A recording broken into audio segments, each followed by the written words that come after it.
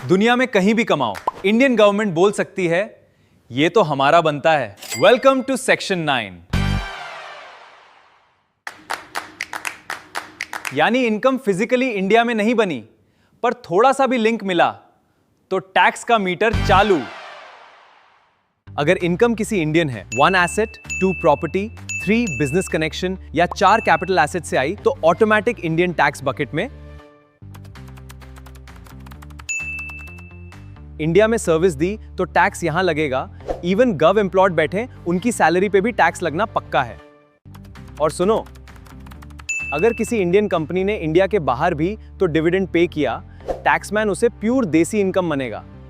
Interest, royalty और take fees अगर government या इंडियन रेजिडेंट तो डिविडेंड पे करे तो टैक्समैन उसे प्योर देसी इनके अकाउंट में मानेगा। चाहे आपका इंडिया में कोई ऑफिस ना हो या आप कभी इंडिया आए ही ना हो, टैक्स फिर भी लगेगा। डिजिटल जमाने में अगर आप इंडियन यूजर्स को टारगेट करके एड्स चला रहे हो या डाटा बेच रहे हो तो आपका सॉलिड इकोनॉमिक प्रेजेंस है। फॉरेन कंपनीज ने आपस में डील की, पर उसकी वैल्यू 50% से ज्यादा इंडियन एसेट से आ रही है। टैक्स यहां भी लगेगा। लॉ में एक वर्ड है आपस में डील की, इसका मतलब है थोड़ा सा भी कनेक्शन दिखा तो सेक्शन 9 एक्टिव।